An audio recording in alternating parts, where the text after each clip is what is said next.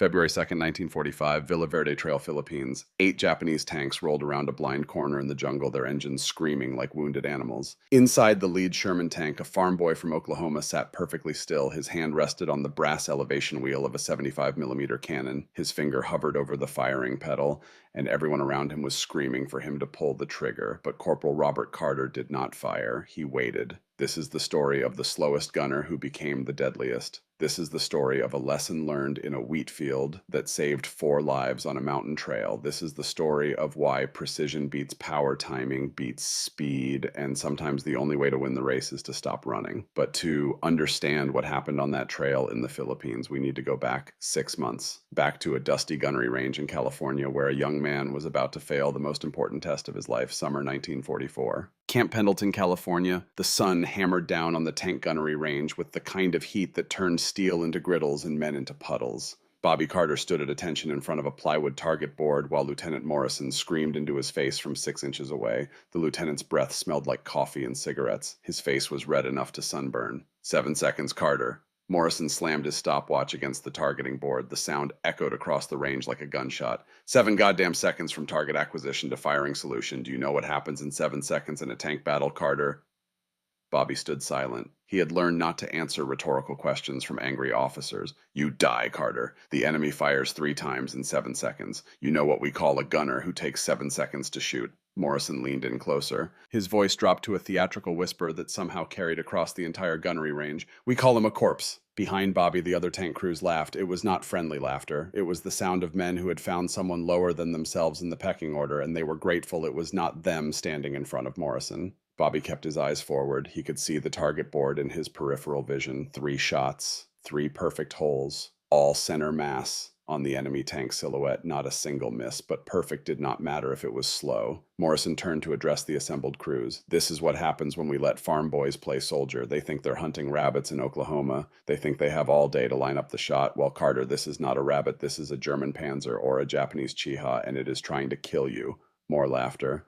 Bobby heard someone whisper the nickname TikTok. It had started as a joke 3 weeks into training. Bobby moved slow, he talked slow, and worst of all, he shot slow. In a unit that prided itself on lightning reflexes and aggressive fire, Bobby Carter was an anomaly. He was the metronome in an orchestra of machine guns. Morrison walked behind Bobby and addressed the crowd like a showman. Let me tell you, gentlemen, what the doctrine says. The doctrine says this: he who shoots first lives. Speed is life. Hesitation is death. Volume of fire suppresses the enemy and keeps you alive. You lay down steel, you lay it down fast, and you make the other poor bastard worry about staying alive instead of killing you. Morrison came back around to face Bobby. Do you understand the doctrine, Carter?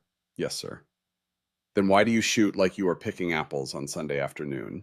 Bobby wanted to explain. He wanted to tell Morrison that he was not slow. He was calculating. He wanted to explain that a 75mm shell had a specific trajectory that hitting a moving target required understanding the geometry of angles and distance and lead time. He wanted to explain that if you rushed the shot and hit the thick part of the armor, your shell would bounce off like a stone, skipping on water, and then you would be the one who died while the enemy reloaded. But Bobby had learned that officers did not want explanations. They wanted compliance. No excuse, sir.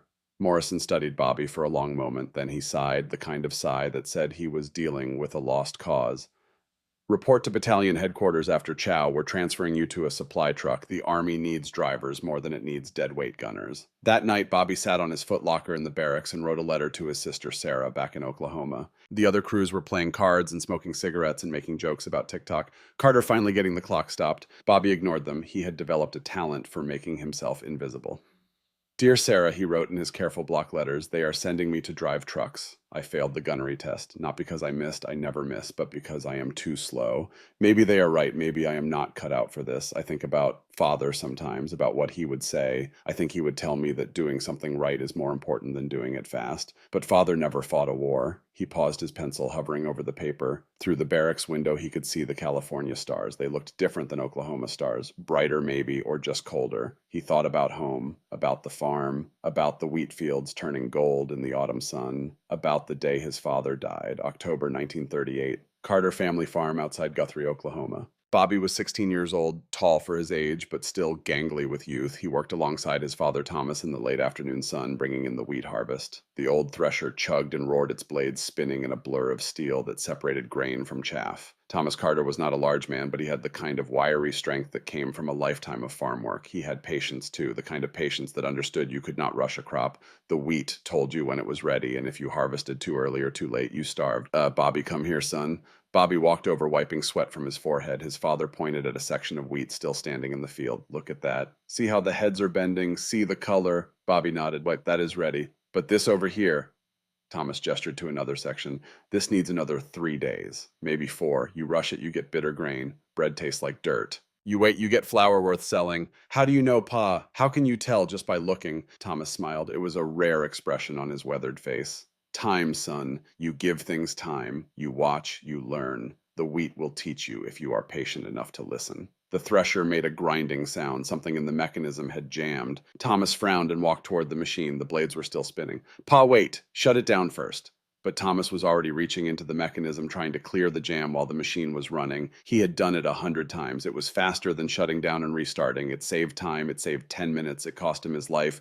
Bobby saw it happen in the terrible slow motion that trauma burns into memory. His father's hand caught in the blades. The machine pulled him in. Thomas Carter screamed once, a sound that Bobby would hear in his nightmares for the rest of his life, and then the thresher consumed him. Bobby ran. He shut down the machine. He pulled his father free. But it was too late. Thomas Carter died in his son's arms in a wheat field in Oklahoma, his blood mixing with the chaff, his last words a whisper. Should have waited. Sorry, Bobby. Should have. Speed killed Thomas Carter. The need to save 10 minutes, the need to be efficient, the need to get one more job done before sunset. Bobby buried his father 3 days later. His mother, Ellen, collapsed at the funeral and never fully recovered. His younger sister, Sarah, only 12 years old, had to leave school to help run the farm. The Carter family fractured that October day, broken by a moment of impatience. And Bobby learned a lesson that settled into his bones like religion. Speed kills. Patience survives. Camp Pendleton, 1944. Bobby never finished the letter to Sarah that night. He fell asleep with the pencil still in his hand, dreaming of wheat fields and spinning blades and the sound of his father's last words. The next morning, he reported to battalion headquarters, expecting his transfer orders to supply company. Instead, he got assigned to a tank crew. The sergeant at the personnel desk did not look happy about it. We are short on gunners, Carter.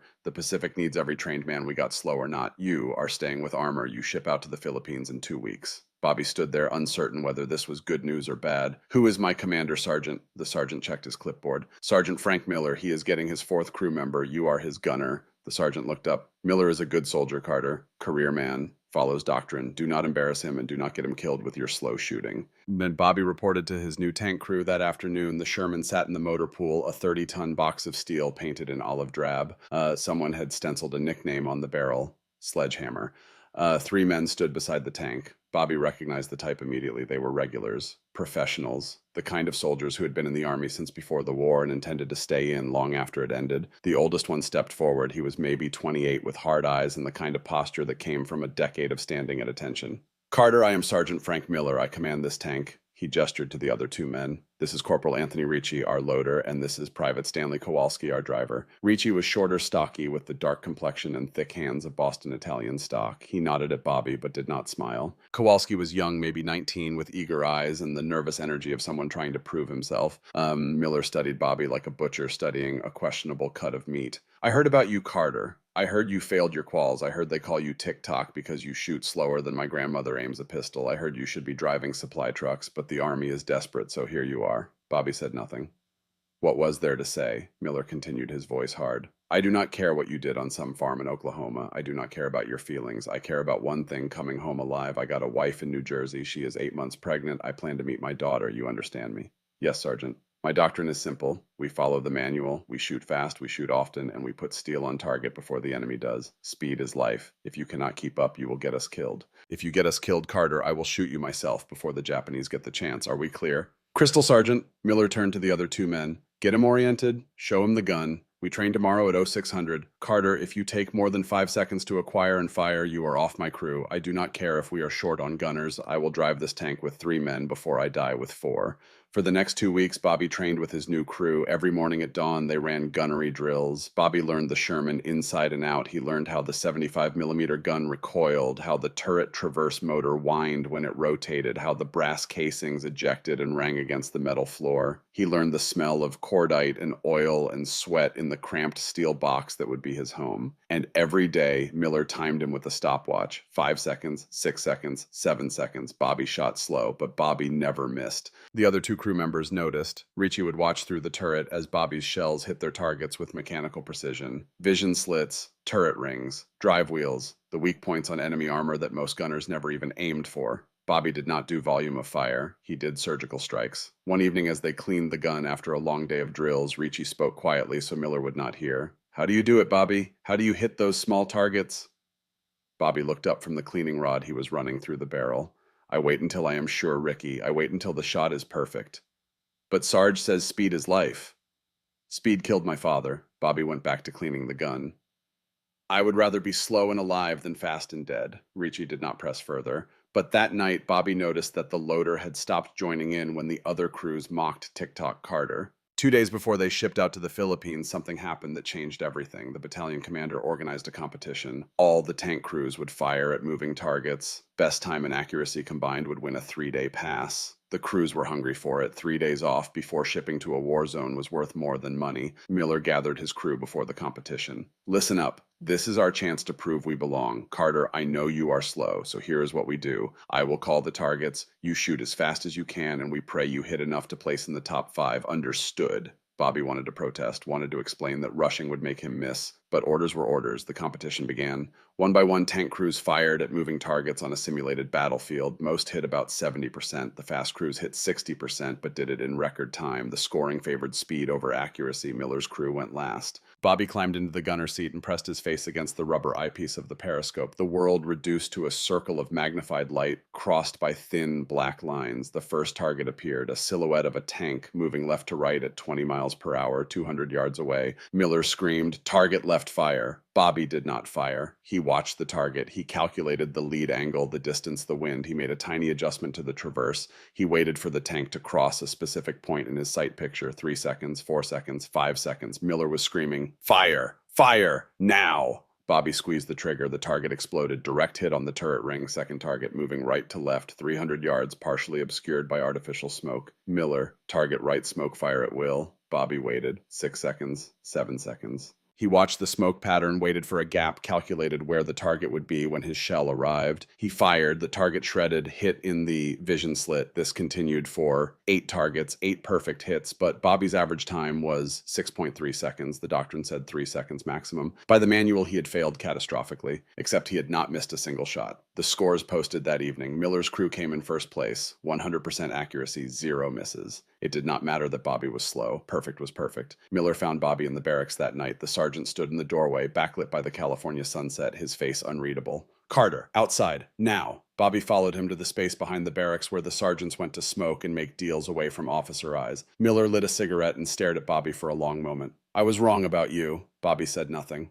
Miller continued, "You are slow, that has not changed, but you do not miss. Every other gunner in this battalion fires 3 times and hits once, maybe twice. You fire once and hit every time. I do not understand it, but I cannot argue with results." He took a long drag on his cigarette. "Here is the problem, Carter. We are shipping to the Philippines in 48 hours. Real combat, real enemy, and I still do not know if your slow shooting will get us killed. The doctrine says speed, you say patience. Who is right? We are about to find out." Miller flicked his cigarette into the dirt and ground it out with his boot. "If you freeze up out there, Carter, if you take too long and the enemy kills my crew, I want you to know something." Miller's hand moved to rest on the pistol at his hip. "I will shoot you myself before the Japanese get the chance. Brother or not, if you are the reason I do not make it home to meet my daughter, you are a dead man. Do you understand me?" Bobby looked at the sergeant's hand on the pistol. He understood perfectly. This was not a threat. It was a promise. I understand, Sergeant, but I need you to understand something too."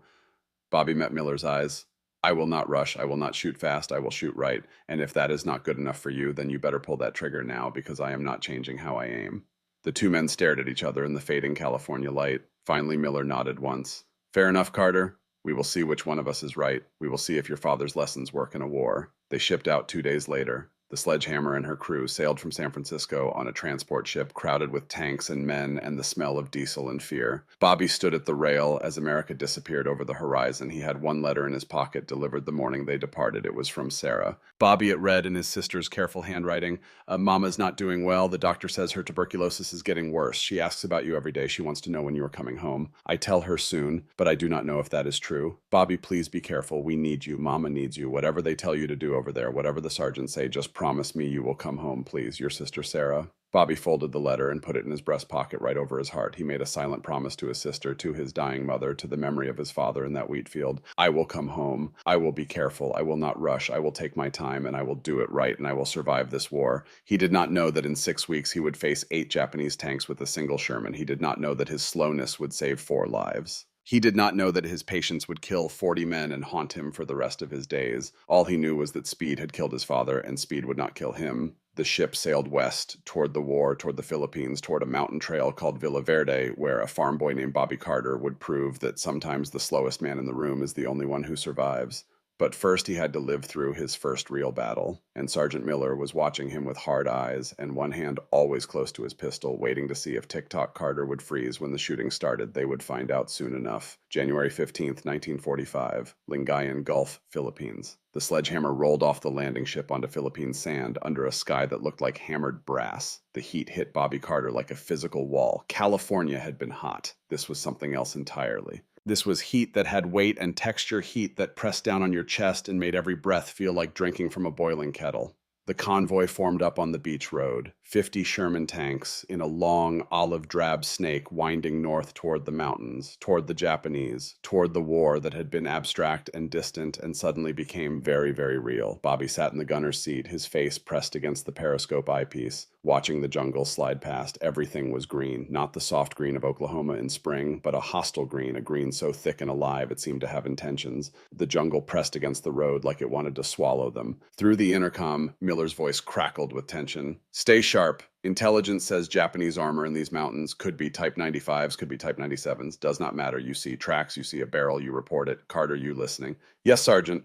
And Carter, when I say fire, you fire. No 5-second meditation sessions, no waiting for the perfect shot. You understand. Bobby understood. Miller had not forgotten their conversation in California. The sergeant still did not trust the slow gunner, still had one hand close to his sidearm whenever combat seemed imminent. I understand, Sergeant. But understanding and obeying were two different things. They spent a week moving north, setting up positions, digging and waiting. The waiting was worse than the fear. At night, Bobby would lie on the ground beside the Sledgehammer and stare up at stars that looked nothing like home. He would touch the letter from Sarah in his breast pocket and wonder if his mother was still alive, wonder if he would ever see Oklahoma again. Ricci noticed the loader had a way of seeing things without seeming to look. You pray, Bobby. They were sitting in the shade of the tank, cleaning the main gun for the 3rd time that day. Cleaning gave you something to do with your hands when your mind wanted to spiral into dark places. Sometimes Ricci pulled out his rosary. The beads were worn smooth from constant handling. Every day, every hour if I can. My mama, she made me promise, said the Virgin Mary watches over soldiers if you ask her proper.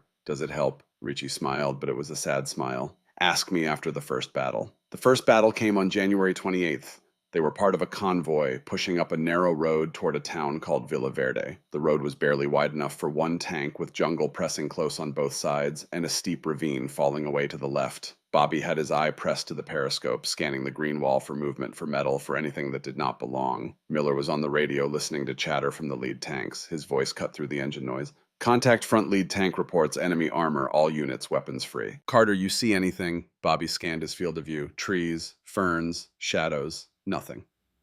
Negative, Sergeant. Keep looking. If they are up there, they are watching us. The radio erupted with crosstalk. Gunfire ahead, the distinctive crack of tank cannons echoing through the mountains. Bobby felt his heart rate spike. His hands began to sweat on the gun controls. This was it. This was real. Then he saw it. A flicker of movement 200 yards ahead. The jungle was too thick to see clearly, but something was there. Something metal catching the sun for just a fraction of a second. Contact, 12 o'clock, 200 yards, partial concealment. Miller's voice went sharp. You sure? I saw reflection. Metal. Could be tank. All units halt. Gunners acquire target, 12 o'clock. The convoy stopped. Bobby watched through his periscope. There, again, a shape behind the foliage, low profile, camouflage netting. And then it moved, pushing through the undergrowth into a small clearing. Japanese Type 95 light tank, smaller than the Sherman, painted and modeled green and brown. Its turret was rotating toward the American column. The radio exploded with voices. Multiple tank commanders calling out the target. Everyone saw it now. The Japanese tank sat broadside to the road, perhaps 50 yards from the lead Sherman, its gun still traversing. From the lead tank, Bobby heard the boom of a 75mm gun firing, then another, then a third. 3 American tanks firing at a stationary target from less than 200 yards. All 3 shells missed. Bobby watched in disbelief as the rounds impacted around the Japanese tank. One hit the tree beside it, one buried itself in the mud behind it, one skipped off the sloped front armor and went screaming into the jungle. The Type 95 finished its traverse and fired back. Its shell struck the lead American tank's track assembly. Metal shrieked. The Sherman slewed sideways, immobilized but not destroyed. Its crew bailed out, scrambling for the jungle. More American tanks fired, more misses. The Japanese tank began to reverse, backing into the jungle, using the foliage as cover. Miller screamed into the intercom, "Carter, you got a shot." Bobby had been tracking the target the entire time. He had watched it move, calculated its speed, measured the distance, found the weak point. The Japanese tank was reversing. Its thinnest armor was in the rear, but it was moving at an angle, weaving between trees. Most of the hull was concealed. The only clear target was the commander's cupola, the small raised hatch where the tank commander sat, a target perhaps 8 inches wide. Bobby aimed for it. Target acquired. Then fire. Bobby did not fire. He watched the tank move. 1 second, 2 seconds. The Japanese commander was visible now, leaning out of the hatch to guide his driver. 3 seconds, 4 seconds. The tank was about to disappear completely into the jungle. Miller was screaming. Ricci was praying. Kowalski was cursing. 5 seconds. Bobby waited for the tank to hit a root, waited for it to bounce slightly on its suspension, waited for the commander to shift his weight, creating a perfect angle. 6 seconds. There. Bobby squeezed the trigger. The 75mm gun roared. The shell crossed 200 yards in less than a second. It entered the Japanese tank through the commander's vision slit, a gap in the armor no bigger than Bobby's hand. The Type 95 stopped moving. Smoke began pouring from the hatches. The tank did not explode, it simply died. Its commander killed instantly its crew, abandoning the vehicle and fleeing into the jungle. Silence on the radio, then voices confused, asking what happened. The lead tanks had not seen the hit. The jungle obscured their view. Only Bobby and his crew knew. Inside the sledgehammer, Ricci broke the silence. Madre de Dio. Did you hit the vision slit? Bobby was already scanning for new targets. His voice was calm. Commander's cupola, he was exposed. From 200 yards, while it was moving, it was the only shot. Kowalski, the driver, whistled low. That was impossible, Bobby. Miller's voice came through the intercom. It was tight, controlled, furious. "Carter, how long did that take?" Bobby knew where this was going. 6 seconds, Sergeant.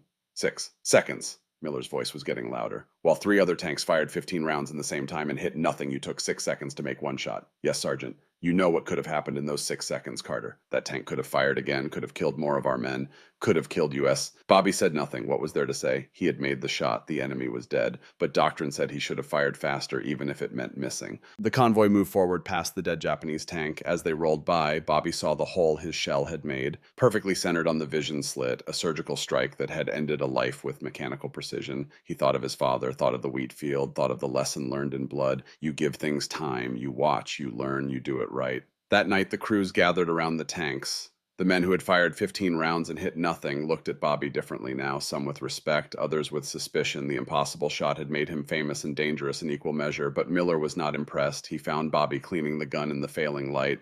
"I do not care that you hit it, Carter. I care that you are going to get us killed. We survived, Sergeant. This time. What about next time? What about when there are 3 tanks instead of 1? What about when we do not have 6 seconds?" Miller leaned in close. "Speed is life, Carter. The manual says it. Every after-action report says it. The doctrine exists for a reason. Your slow shooting is a liability." Bobby met his eyes. "How many rounds did we fire today, Sergeant?" "1. "How many did the lead tanks fire?" Miller's jaw tightened. "That is not the point." "How many, Sergeant?" 15. "And how many enemy tanks are dead?" Miller stood up. His hand went to his pistol, not drawing it, just touching it, a reminder. "I am watching you, Carter. Next time we are in contact, next time you take more than 3 seconds to fire, we are going to have a serious problem. Do you understand me?" "I understand, Sergeant." But Bobby did not change, could not change, would not change. That night he wrote to Sarah by flashlight. "We saw combat today. I cannot tell you details because of the sensors, but I can tell you that Father's lessons worked. I took my time. I did it right. I came through it alive. Sergeant Miller is angry with me, but Sergeant Miller is alive too. That is what matters. Tell Mama I'm being careful. Tell her I will come home." He sealed the letter and put it with the others waiting to be mailed when they returned to base.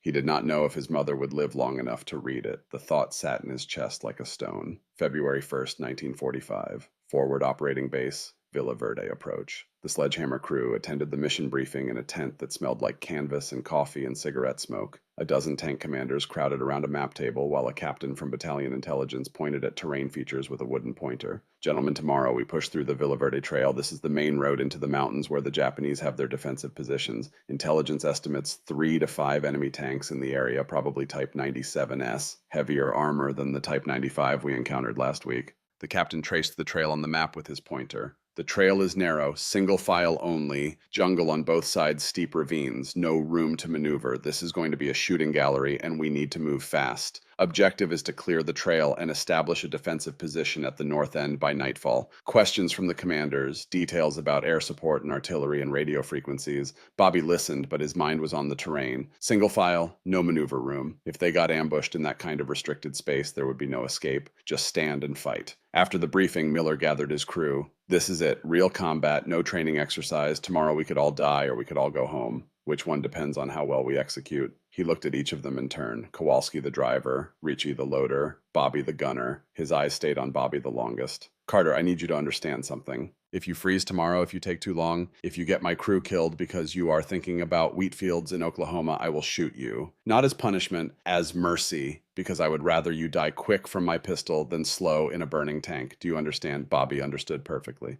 Yes, Sergeant. That night, Bobby could not sleep. He lay on his bedroll, staring at the stars through the jungle canopy, thinking about tomorrow, thinking about the narrow trail, the restricted space, the 3 to 5 enemy tanks. Something felt wrong. Intelligence was never that vague unless they did not know. 3 to 5 could mean anything, could mean more. He thought about the geometry of the trail. Single file, no escape. If they got hit, they would be sitting ducks. Unless. His mind began working the problem like a puzzle. If you were Japanese and you wanted to ambush American tanks in that terrain, where would you do it? How would you do it? The answer came to him in the dark. You would wait until the Americans were committed to the trail. You would let them get deep into the restricted terrain where they could not turn around. Then you would hit them from both ends, seal the exits, turn the trail into a kill box. Bobby sat up. He wanted to tell Miller, wanted to warn him, but Miller would not listen. Miller thought Bobby was slow and scared and useless. Miller had his doctrine and his manual in his hand on his pistol, so Bobby said nothing. He checked his equipment instead, cleaned the gun again, even though it was already spotless, counted the ammunition, 90 rounds. If his calculation was correct, if the Japanese had more than 5 tanks, 90 rounds might not be enough. Not if he shot the way everyone else shot. Not if he wasted ammunition on armor that was too thick or angles that were too steep. But if he was patient, if he was precise, if he aimed for the weak points and made every shot count, maybe, just maybe. He touched Sarah's letter in his breast pocket one more time, made a silent promise. I will come home. I will be patient. I will do it right. The stars wheeled overhead. Somewhere in the mountains, Japanese tank crews were preparing their own ambush. They did not know about the slow American gunner yet. They did not know about Tick-Tock Carter. They would learn. February 2nd, 1945, 0800 hours, Villa Verde Trail. The Sledgehammer was fourth in the column of 12 American tanks. They moved slowly up the mountain trail, engines, growling tracks, churning mud. The jungle pressed close on both sides. Bamboo and mahogany and ferns created a green wall so thick that visibility was limited to maybe 50 yards ahead. Inside the tank, the heat was already oppressive. The sun had been up for 2 hours, and the steel hull was turning into an oven. Bobby estimated the temperature inside the turret at over 100 degrees. Sweat ran into his eyes. He blinked it away and kept his face pressed against the periscope. Miller's voice crackled through the intercom. Stay alert. We are deep in Indian country now. Carter, you see anything? Negative, Sergeant. Jungle too thick. The column wound higher into the mountains. The trail got narrower. The ravines got steeper. Bobby felt the tactical situation closing around them like a trap. They were committed now, too deep to turn back, too narrow to spread out. His father's voice echoed in his memory. Sometimes the fastest way forward is to stop and think. But the column did not stop. They pushed deeper into the mountains, deeper into the trap. 1430 hours. The column reached a blind corner where the trail curved around a massive rock outcropping. The lead tank slowed its commander cautious. Bobby watched through his periscope as the lead Sherman disappeared around the bend, then stopped, then reversed. The radio came alive with urgent voices. Contact, front, multiple targets. Miller grabbed his radio handset. Lead tank report. How many? Static, gunfire, then a shaky voice. We count 5. No, wait, more are appearing. We need support. Miller keyed the battalion net. Command, this is Sledgehammer Actual. Lead elements in contact with enemy armor. Request immediate.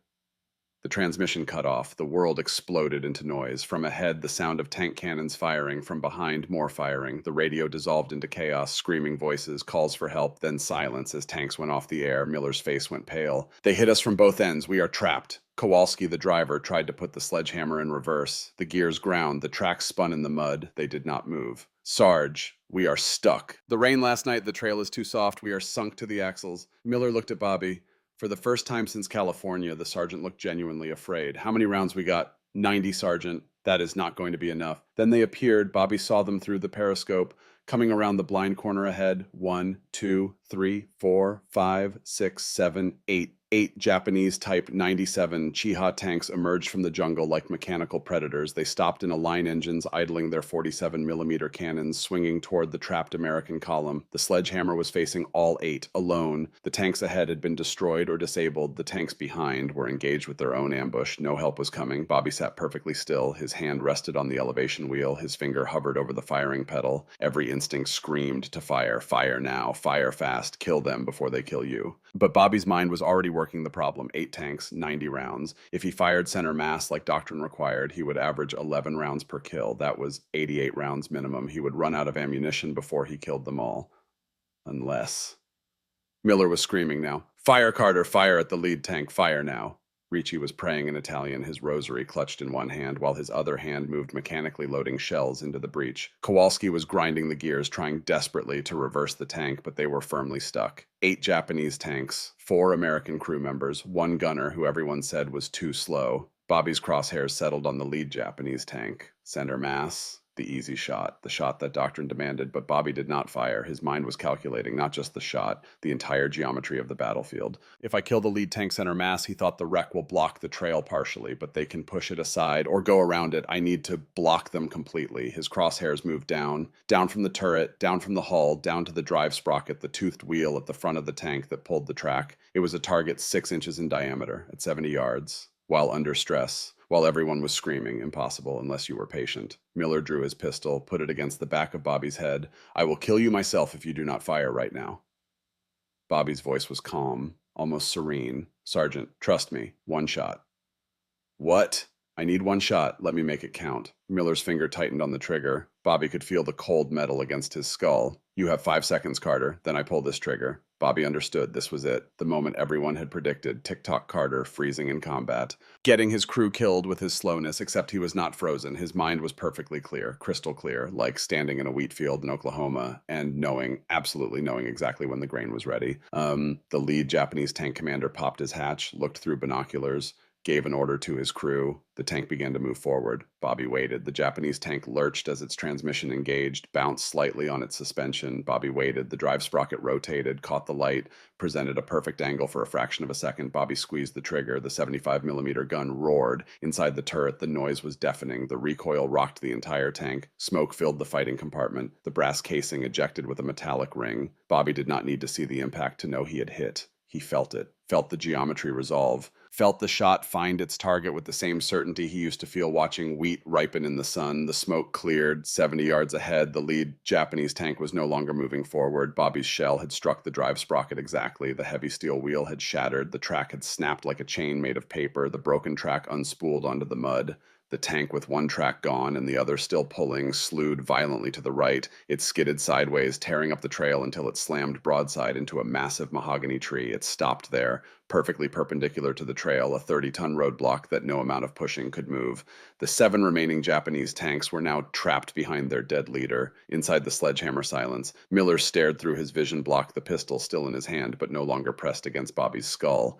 What did you just... Ricci crossed himself. Madre de Dio. He hit the wheel, the tiny wheel, from 70 yards. Kowalski's voice was a whisper. How is that even possible? Bobby was already moving the turret. His voice was calm, professional, the voice of a man who had just solved a complex problem and was now moving to the next one. Loader, armor-piercing round, traverse left. His hand moved on the controls. The electric motor whined as the turret began to rotate. But Bobby was not aiming at the second tank, not aiming at the third, not aiming at any of the 6 tanks now trapped behind the wreck of their leader. He was swinging the gun all the way to the left, toward a small gap in the bamboo thicket where the trail curved back into view. Miller found his voice again. Carter, what are you doing? The enemy is right in front of us. Bobby did not answer. Did not explain. There was no time for explanations. Through the gap in the bamboo 70 yards behind the trapped column, Bobby could see the 8th Japanese tank. The rear guard, the exit blocker, the tank that had closed the trap. Its commander had no idea what was happening ahead, could not see through the jungle, just knew the column had stopped. That tank was idling, waiting, its crew probably smoking cigarettes, probably congratulating themselves on a perfect ambush. They did not see the muzzle of the Sherman 75mm gun poking through the ferns, did not see the crosshairs settling on their engine deck. Bobby waited 1 second, 2 seconds. The loader slammed a fresh shell into the breech and tapped Bobby's leg to signal ready. 3 seconds, Bobby fired. The shell screamed through the narrow gap in the bamboo, cleared the vegetation by inches, struck the 8th Japanese tank in the rear engine compartment. The effect was catastrophic. The thin rear armor offered no resistance. The shell punched through, gutted the engine block, ignited the fuel tanks. A column of flame erupted 40 feet into the air. The 8th tank died where it stood, a burning cork sealing the bottle. Now the 6 Japanese tanks in the middle were truly trapped. Wreck in front, fire behind, nowhere to go. Inside the sledgehammer, Miller stared at his gunner with an expression Bobby had never seen before. Not anger, not fear, something else. Awe.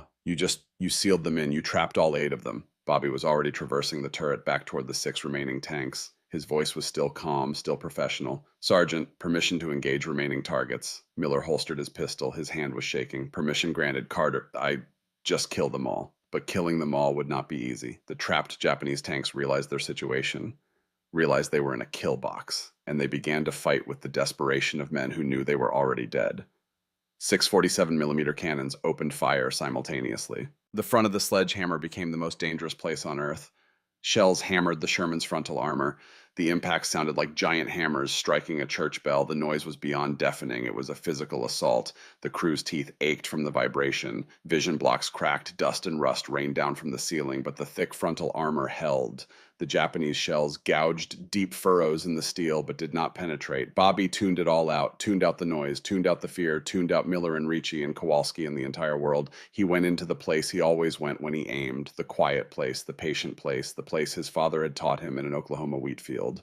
The world inside the periscope became his entire universe. In that magnified circle of light, there was only geometry, only angles and distances and weak points. Tick-tock, tick-tock, his internal metronome, the rhythm everyone had mocked. The slowness that was about to save 4 lives. Bobby aimed at the 2nd Japanese tank, the one trying to push the wreck out of the way. Its tracks were spinning in the mud. Its nose was rising as it climbed over debris, rising, exposing the thin belly armor. Bobby waited for the exact moment, waited for the angle to be perfect, fired. The shell hit the underside, punched through the floor, exploded inside the crew compartment. The hatch blew open, smoke poured out. 3 down. Ricci was loading shells like a machine. His hands were bleeding from scraping against the hot breech block. His lips moved in constant prayer, but his hands never stopped. Load. Tap Bobby's leg, wait for the gun to fire, eject the brass, load again. The rhythm of survival. Bobby traversed to the 3rd tank. This one had decided to fight. Its turret was rotating toward the Sherman. Its gunner was aiming. Bobby aimed back, not at the hull, not at the turret ring. The thin seam where the rotating turret met the fixed hull. He took 3 seconds. The Japanese tank fired first. The shell struck the Sherman's gun mantlet. Sparks showered the front of the tank. The impact rocked them. Bobby's head slammed against the periscope. He tasted blood. His lip was split. He did not pull back, just wiped his mouth and reacquired the target. Fired. His shell struck the turret ring perfectly. The force of the impact jammed the mechanism. The Japanese turret froze at a useless angle. The crew bailed out. 4 down. Bobby traversed to the 4th tank in line. This one was attempting to maneuver in the tight space, trying to get an angle on the Sherman's weaker side armor. Its driver was skilled, rocking the tank back and forth to gain traction in the mud. Bobby watched the pattern, calculated the rhythm, waited for the moment when the tank would be stationary between reversals. There. He fired into the driver's vision port. The shell penetrated the thin frontal plate at the perfect angle. The tank shuddered and stopped. 5 down, 3 more to go, but the Japanese were not done. They were desperate now. Desperate men do desperate things. The 6th tank in the line did something insane. Its driver revved the engine to maximum, charged forward, tried to climb over the wreck of the 5th tank, tried to use its dead comrade as a ramp to get a clear shot at the Sherman. It was suicidal. But it almost worked. The Japanese tank tilted at a crazy angle, climbed the pile of metal, its gun leveled directly at Bobby's position. For a moment, Bobby stared down the barrel of the 47mm cannon. He could see the rifling inside the muzzle, could see the Japanese gunner's eye behind the sight. One of them was about to die. Bobby did not have time for 3 seconds, did not have time for patience. He had 1 second, 1 chance. He waited for the climbing tank to lurch forward, waited for the nose to dip, waited for the flat driver's plate to be exposed. It was exposed for less than a second. Bobby fired. The shell hit the driver's compartment dead center. The Japanese tank stopped in midair, slumped backward onto the wreck, dead, 6 down, 2 to go. The heat inside the Sherman had climbed past 120 degrees. Bobby's flight suit was soaked through with sweat. His vision was blurring. His hands were shaking from fatigue. Sarah's letter fell from his breast pocket onto the turret floor. Bobby glanced down at it for a fraction of a second. Mama is not doing well. Please come home. Not yet, he thought. 2 more. The 7th tank tried to climb the ravine wall. Bobby saw it through his periscope. While he had been dealing with the climber, the 7th commander had made a desperate decision. If they could not fight on the trail, they would climb above it, get the high ground. Fire down into the thin roof armor of the Sherman where the steel was weakest. The Type 97 turned its nose toward the steep slope. Its engine screamed. Its tracks clawed at mud and roots and vegetation. The tank tilted at an angle that seemed impossible, nose pointing at the sky, its belly exposed. Ricci saw it too. Sarge, left side climbing. Miller's voice was tight. Carter, left side tank climbing for high ground. You need to take it now. But Bobby did not swing the turret left. He kept it centered on the smoke where the 8th tank had been burning, where he knew Captain Takeshi Yamamoto had survived the engine fire and would now be making his move. Bobby had seen the pattern in how the Japanese tanks maneuvered. Someone was coordinating them, someone skilled. The 8th tank's commander must have escaped the flames and taken control of another vehicle. Bobby bet 4 lives on his calculation. He kept his crosshairs on the smoke, waiting. Behind him, Miller was screaming, Carter the climber, it is going to get above us. Bobby's voice was calm. Trust me, Sergeant. What? Trust me. Watch the climber. If it makes it to the top, you can shoot me, but it will not make it. The climbing tank was halfway up the slope. Its tracks were tearing furrows in the earth. It was 20 feet above the trail now, 30 feet. Its gun was depressing, trying to aim down at the Sherman. Then it lost traction. The wet clay gave way. The tank slid backward. Its driver slammed on the brakes. It stopped for 1 second, hung up on a root ball suspended on the slope. Then gravity took over. The tank rolled backward, flipped onto its side, flipped again onto its roof, tumbled down the ravine like a dropped toolbox. It crashed through brush and saplings and finally came to rest upside down on the trail with a sound like a thunderclap.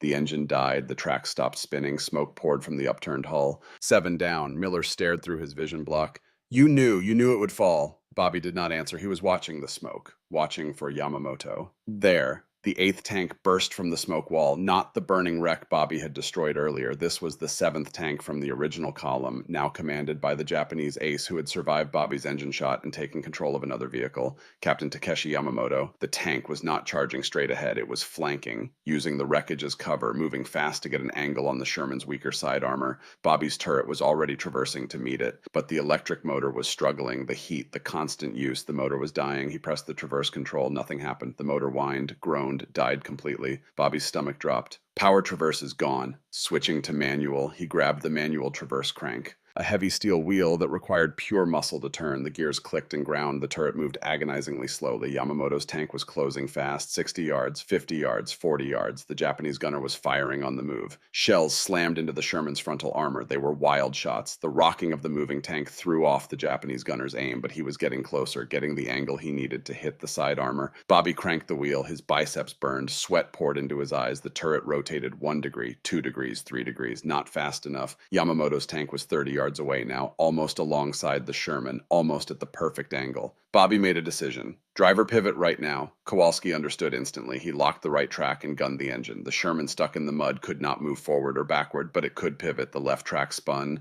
The hull rotated. The movement swung the gun barrel those last critical degrees. Bobby's crosshairs lined up with the charging Japanese tank. 20 yards. At this range, there was no need for weak points, no need for precision targeting. This was point-blank execution. Bobby saw the Japanese gunner through the enemy's vision slit, saw him aiming, saw him about to fire. They fired simultaneously. The Japanese shell struck the Sherman's gun mantlet and shattered. Fragments of molten metal sprayed across the vision blocks. The impact rang like the crack of doom. Bobby's shell hit the Type 97 dead center in the frontal slope. At 20 yards, velocity was everything. The 75mm armor piercing round punched through the front plate, traveled through the fighting compartment, punched through the engine block, exited out the rear. The Japanese tank stopped instantly, just stopped, like it had hit a wall made of air. The sudden deceleration lifted the rear tracks off the ground.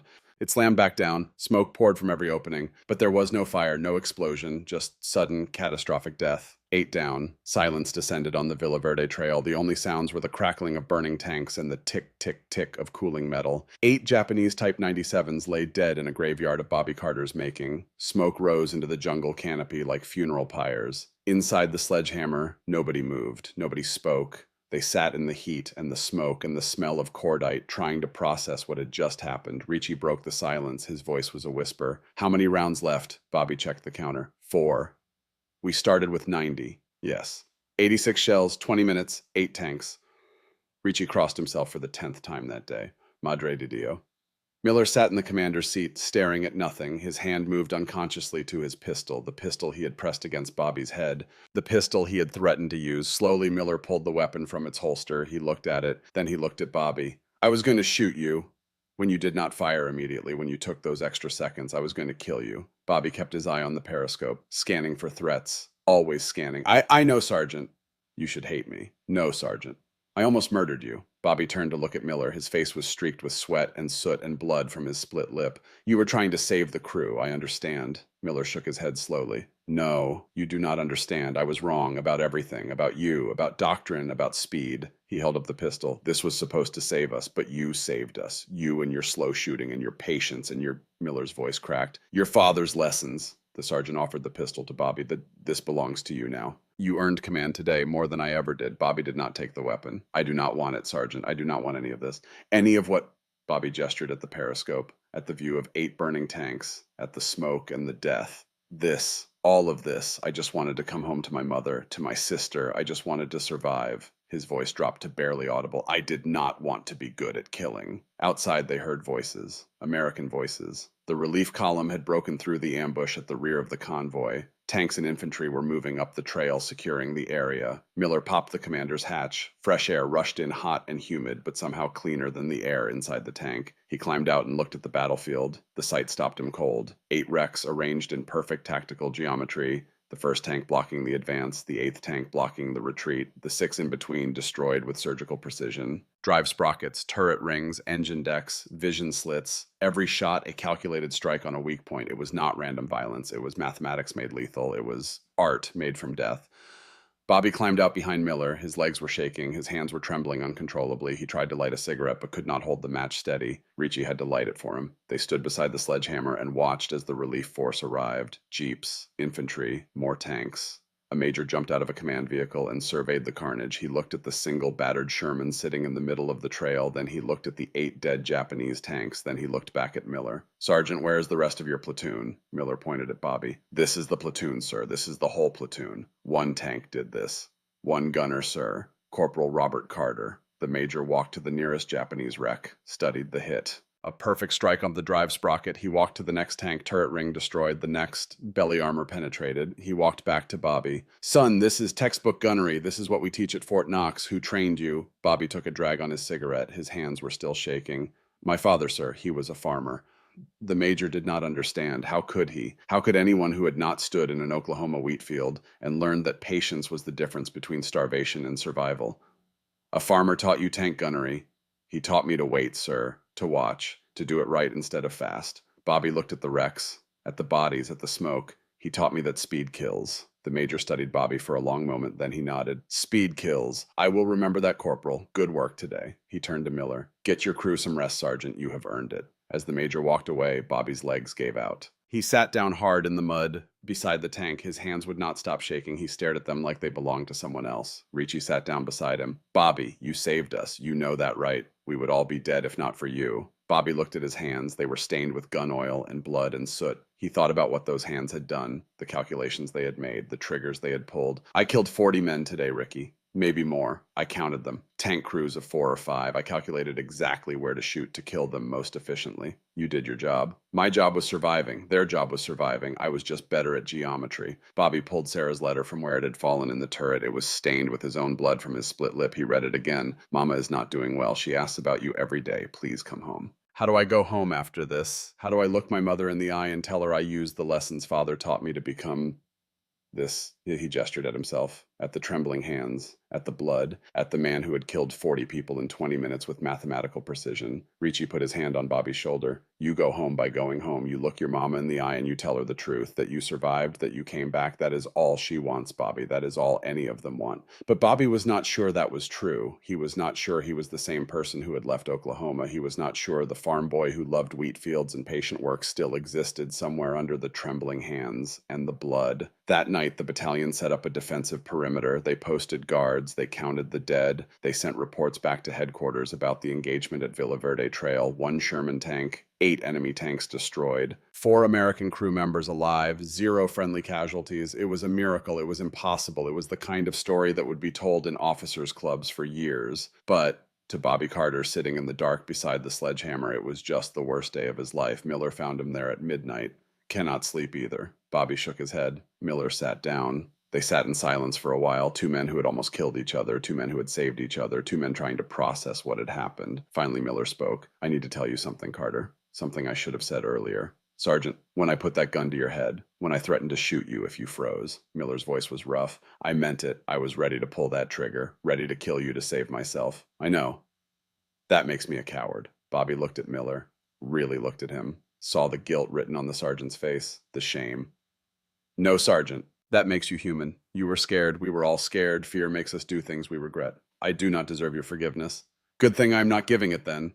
Miller looked up startled. Bobby continued, I am not forgiving you, Sergeant, because there is nothing to forgive. You did what you thought was right to protect your crew, to get home to your daughter. I understand that. I respect that. Bobby paused. But I need you to understand something too. I will not change, cannot change, will not shoot fast just because doctrine says so. If that is a problem, transfer me now. Because next time we are in combat, I will still take my time, still wait for the perfect shot, still trust my father's lessons over the manual. Miller was quiet for a long moment, then he pulled out his pistol, the one he had offered to Bobby earlier, the one Bobby had refused. I want you to take this. I said I do not want it, not as a weapon, as a promise. Miller pressed the gun into Bobby's hands. I promise I will never point this at you again. I promise I will trust you. I promise that from now on, when you take those extra seconds, I will wait. I will believe. I will have faith that you know what you are doing. Bobby looked at the pistol. It was heavy, solid, real. What if I am wrong next time? What if I take too long and we die? Then we die together as brothers, not as a sergeant who shot his own gunner. Miller stood up. Get some rest, Carter. We got a long war ahead of us. As Miller walked away, Bobby sat alone with the pistol in his hands. He thought about throwing it away, thought about leaving it in the mud. Instead, he holstered it, not because he wanted it, but because it represented something. Trust, forgiveness, brotherhood. And in a war where those things were rare, you held on to them when you found them. The Sledgehammer crew fought 12 more engagements before the war ended. Through the mountains of Luzon, through the streets of Manila, through rice paddies and jungle and bombed-out villages, Bobby's kill count climbed. 15 tanks, 20 tanks, 23 tanks total by the time Japan surrendered in August 1945. He was the highest scoring tank gunner in the Pacific Theater. They wanted to give him medals, wanted to put his picture in the newspapers, wanted to make him a hero. Bobby refused it all. He just wanted to go home. But something had broken inside him during those months of combat, something that could not be fixed with rest or medals or the end of fighting. After each engagement, he took longer between shots, not because he was calculating, because he was hesitating, because he saw faces now, saw the men he had killed, saw them in his dreams, saw them when he closed his eyes. In June 1945, during a skirmish near Manila, Bobby froze completely, his finger on the trigger, an enemy tank in his sights, and he could not pull. Miller had grabbed the firing mechanism and pulled it for him. They had killed the tank together, saved the crew together, but afterward Miller pulled Bobby aside. You are done. I am recommending you for rotation home. I can still fight. No, you cannot. And I will not watch you die because you have given everything you have to give. Miller put his hand on Bobby's shoulder. Go home, Carter. Your mama needs you, your sister needs you, and you need them. August 15th, 1945, Japan surrendered. The war was over. Bobby Carter stood on the deck of a transport ship sailing east, away from the Philippines, away from the war toward home. He stood at the rail and looked at the ocean and thought about all the men he had killed. 40 in one day at Villa Verde Trail, 87 total through the war. He remembered every shot, every calculation, every face he had seen through the periscope in the seconds before he pulled the trigger. Ricci found him there. You are thinking about jumping, are you not? Bobby did not deny it. What, would you stop me? Yes, because your mama and your sister need you more than the ocean does. Do they? I am not who they remember, Ricky. I am not the farm boy who left Oklahoma. I am something else now, something broken. Ricci leaned on the rail beside him. We are all broken, Bobby. Every single man on this ship. The war broke all of us in different ways, but broken does not mean useless. Broken things can still work, can still be useful, can still love and be loved. How do you know? Because I am broken too, and I am going home anyway. They stood together in silence, watching the sun set over the Pacific, 2 broken men sailing toward home, toward families who would not understand, toward lives they were not sure they could live anymore, but they sailed anyway, because what else was there to do? November 1945, Guthrie, Oklahoma.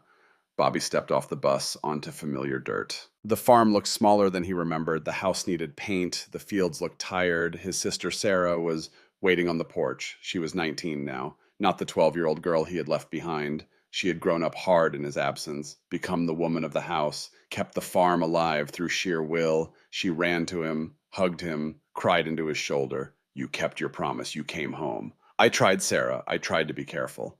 She pulled back and looked at his face, really looked, saw something there that made her expression change from joy to concern. Bobby, what happened to you over there?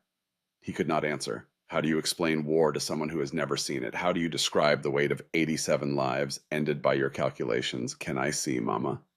Sarah's face fell. Bobby, Mama passed 2 months ago. The tuberculosis. I wrote you, but the letter must not have reached you. The world tilted. Bobby sat down hard on the porch steps. His mother was dead, had died while he was on a ship sailing home, had died asking for him, had died without seeing her son one last time. Did she know I was coming home? I told her every day. I told her you were alive and coming back, and she just had to hold on a little longer. Sarah sat beside him. Her last words were about you. She said Bobby did what his father taught him. He came home safe. Thomas would be proud. Bobby put his face in his hands. He had survived the war, survived 8 Japanese tanks, survived 87 calculations, survived when so many others had died, but he had not made it home in time. His mother had died thinking he was safe, died before learning that her son had become very good at killing people. Maybe that was a mercy. That night, Bobby walked out to the field where his father had died. The old thresher was still there, rusting now, reclaimed by weeds and weather. He stood where he had stood at 16, watching his father die because of speed, because of impatience, because 10 minutes had seemed more important than caution. I used your lesson, Pa, Bobby said to the darkness. I used what you taught me. I was patient. I was careful. I did it right instead of fast. The wind moved through the wheat. It made a sound like whispers, but I used it to kill people, 87 people. I calculated exactly how to kill them efficiently. I became very, very good at it. No answer from the darkness, no wisdom from beyond the grave. Was that what you meant when you told me to be patient, to wait, to do things right? The wheat rustled, the stars wheeled overhead. The Oklahoma night offered no absolution. Bobby fell to his knees in the dirt and cried for the first time since the war began. Winter came to Oklahoma. Bobby tried to work the farm, but his hands shook too much. Tried to sleep, but the nightmares came. Tried to be the man he had been before the war, but that man was gone. He had panic attacks triggered by backfiring tractors. Had flashbacks triggered by the smell of diesel. Saw Japanese faces in his dreams and woke up screaming. Sarah watched her brother disappear into himself. Watched him work midnight shifts fixing machinery because he could not sleep. Watched him flinch at loud noises. Watched him stare at nothing for hours. One night in December, she found him in the barn with a rope. She did not say anything, just sat down beside him, put her hand on his. Tell me about the war. You do not want to know. I do not want you to die, so tell me. Share the weight, Bobby told her. Told her about Villa Verde Trail. About 8 Japanese tanks and 86 shells and 40 men dying to his calculations. Told her about Miller's pistol against his head. Told her about the faces he saw every night. Told her about using their father's lessons to become a killer. When he finished, Sarah was crying, but she was still holding his hand. Father taught you patience to save your life. You used it to save your life. That is not wrong, Bobby. That is survival. It does not feel like survival. It feels like damnation. Then find redemption. How Sarah looked around the barn, at the broken machinery, at the tools. Teach the young men in town how to fix things safely. Teach them what Father taught you. Teach them that patience saves lives. Bobby looked at his sister, at her strength, at her faith that he could be more than the sum of his kills. I do not know if I can. Try. For me, for Mama, for Father, try. So Bobby tried. He started teaching local boys how to repair farm equipment, how to fix tractors and threshers and combines, how to work with dangerous machinery safely, carefully, patiently. Every time he showed a 17-year-old how to shut down a machine before reaching into it, he thought of his father. Every time he stopped a kid from rushing a repair, he thought of Villa Verde Trail. Every time he taught patience over speed, he felt a little bit of the weight lift. It did not erase the 87 faces, did not erase the nightmares, but it gave him purpose, gave him a way to use what he had learned without killing. Summer 1946, Sergeant Frank Miller visited the farm. He brought his daughter, a baby girl named Ellen, named after Bobby's mother. Miller and Bobby stood in the wheat field, watching the grain ripen in the sun. How are you doing, Carter? Some days are better than others. You? Same. I wake up at night sometimes, think I am back in the sledgehammer, think I hear you taking those extra seconds to aim. Miller smiled. It was a sad smile. Then I remember that those seconds saved my life. Saved me so I could meet my daughter. He looked down at the baby in his arms. Without you, Ellen would not exist. My wife would be a widow. My daughter would never know her father. He looked at Bobby as, does that help knowing that your slowness gave life instead of just taking it? Bobby thought about it, about the weight of 40 deaths measured against one life, against Ellen's small face and innocent eyes. A little, yeah, a little. Miller handed Bobby the baby. Bobby held her awkwardly unsure. Ellen grabbed his finger with her tiny hand. She is strong, Bobby said, like her namesake, like your mother. Miller paused. Bobby, I need to ask you something. Do you forgive me for putting that gun to your head, for doubting you? Bobby looked at the baby holding his finger, looked at the proof that his patience had created life as well as death. I forgave you before you asked, Frank. We were both trying to survive. We both made it. That is enough. Miller stayed for 3 days. On the last night, he told Bobby what had happened to the rest of the crew. Ricky went back to Boston, opened a restaurant with his brothers. He writes me sometimes, says he still prays the rosary every night, still thanks God for the slow gunner who saved his life. And Kowalski, Chicago, working construction, got married last year, named his son Robert.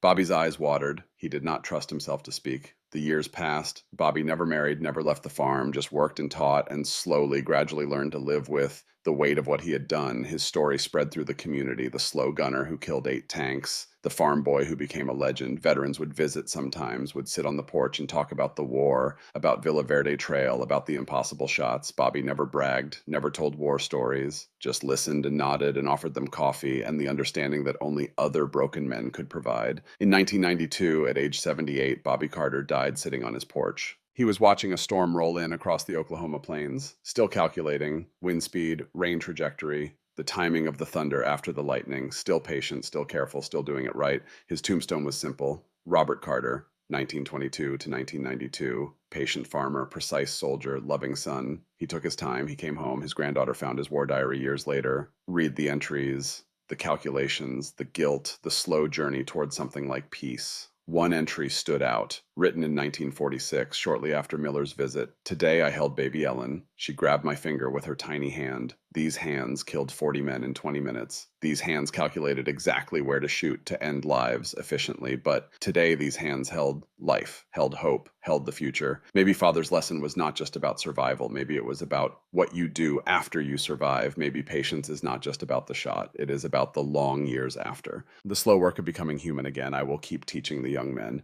keep showing them that speed kills and patience saves, keep trying to balance the scales. I will never balance them. 87 is too many, but I will try because that is what survivors do. We carry the weight. We try to make meaning from the horror. We take our time. We do it right. The story of Bobby Carter spread beyond Oklahoma, beyond the veterans who remembered. It became a lesson taught in tank gunnery schools, a case study in precision over volume, a reminder that sometimes the slowest person in the room is the only one who survives. But the real lesson was deeper than tank tactics. It was about a farm boy who learned patience from his father, who carried that lesson through a war, who used it to survive when everyone said he was too slow, and who spent the rest of his life trying to create more than he had destroyed. In our fast world, in our instant gratification society, in our rush to judgment and quick to anger culture, Bobby Carter's story is a reminder. Slow down, take your time, find your mark, do it right.